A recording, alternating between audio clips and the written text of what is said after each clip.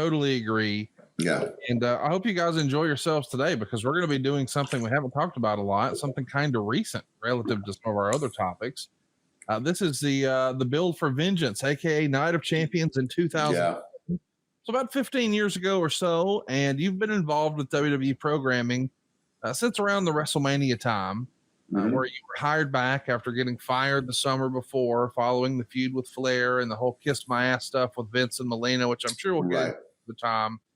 But you were away all this time because of your work on your newest book, Hardcore Diaries, and all the promotional stuff that was involved with that. What was your contractual status with the company at this time, to the best of your recollection?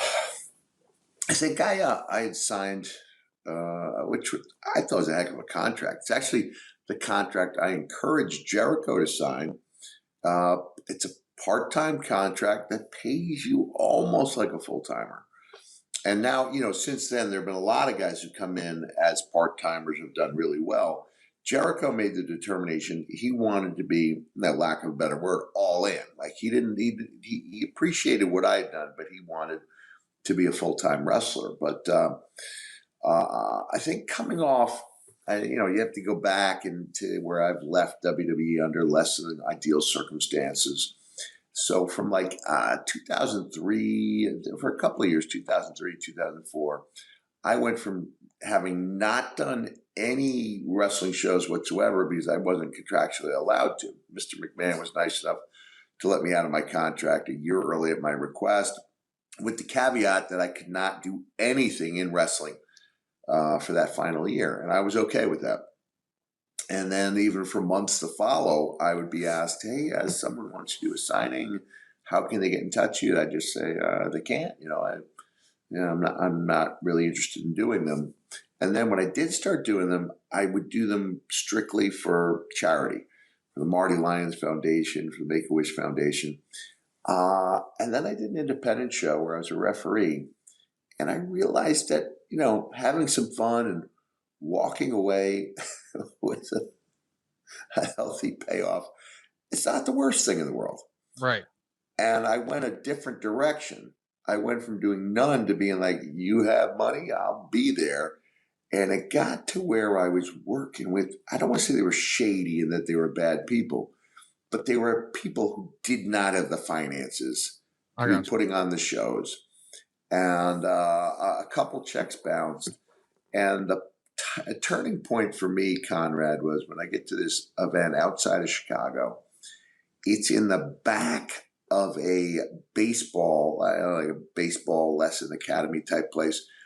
And it's okay if your baseball academy is in the back of a shopping center, because people who want to take the lessons will find it. But that doesn't mean it's the place to run a wrestling show, where not a soul can see it when they pass by. All of these independent shows are limited in what they can do to promote.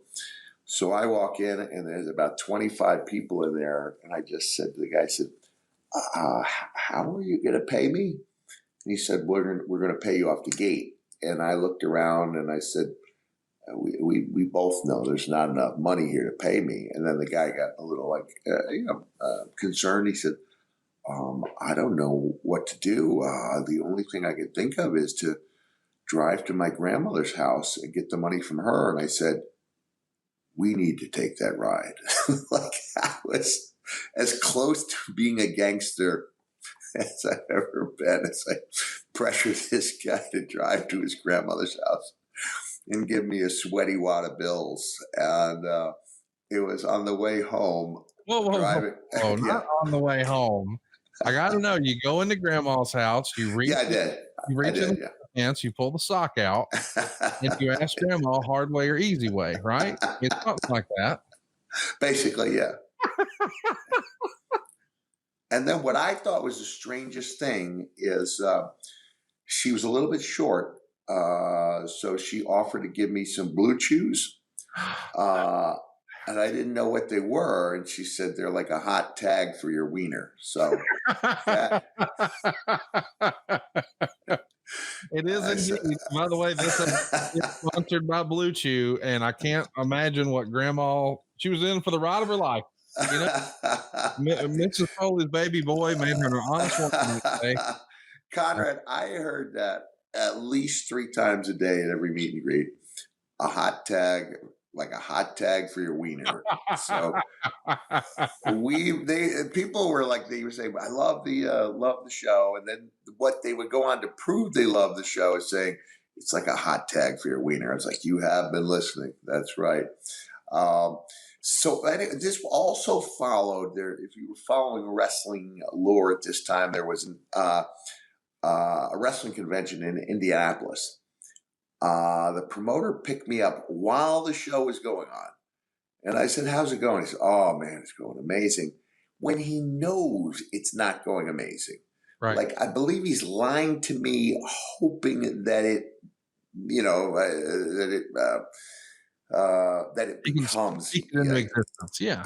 Yes, he's speaking success into existence. And when I get there, there's only like 100 fans, and there's just about as many wrestlers. Got to be 50 wrestlers. He's clearly overbooked this thing. Nobody's doing it. I had a little bit of a line, and I may have been one of only two people with a line.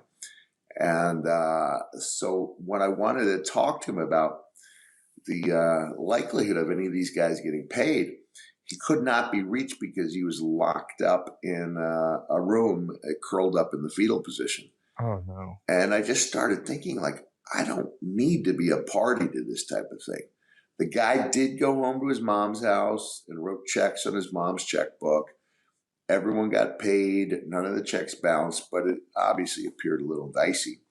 And I remember thinking to myself when I was driving home that despite the fact, I'd left under less than ideal circumstances with WWE, I thought, I may have even said this out loud, but I know the thought was, I know a guy in Connecticut whose checks never bounce. Yep.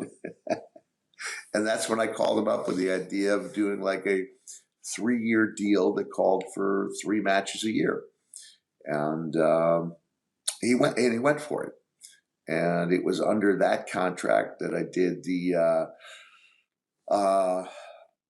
WrestleMania match with Rick and Batista and Randy, and then the next big follow-up match with Randy. And so this match, 2007, fell under that contract. It was one of 3 matches I had to do in 2007 to fulfill that contract. Well, that's a great story. And on a separate note, I want to thank you for being so gracious with my grandma at StarCast when you had to go visit her so we could settle up. That's what I thought. I may have even said this out loud, but I know the thought was, I know a guy in Connecticut whose checks never bounce. Yep. And that's when I called him up with the idea of doing like a 3-year deal that called for 3 matches a year. And he went for it.